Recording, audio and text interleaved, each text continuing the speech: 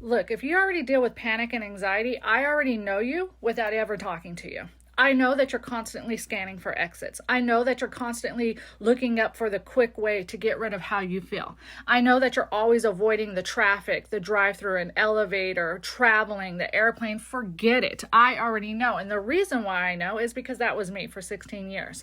I have overcome 16 years of agoraphobia and panic disorder. I could not be in any situation that made me feel like I could not immediately escape. So if you want the exact methods that I use to get rid of 16 years of panic disorder, I created a book that has all these methods in it that you can use. I have audio tracks, I have anxiety personalization plans where I specifically make and create a plan for you and your triggers and your needs. So check that out. The link is in my bio. However, even though you do all these things, your brain is looking for one thing. It always wants to know whether you are safe in the moment or you are not safe. And depending how you respond to anything, your brain is constantly monitoring what behavior is going on and what response are you giving it. And it wants to know if something is a threat. So based how you respond to something determines whether it's a threat or not. You and I are so afraid of anxiety that we keep responding the same way. I did it for 16 years, but your brain is always looking at that. It's saying, good thing we avoided this because that was a threat.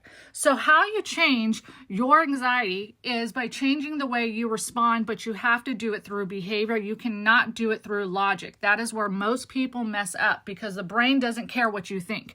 You already know you're not going to die just sitting in your car at a red light.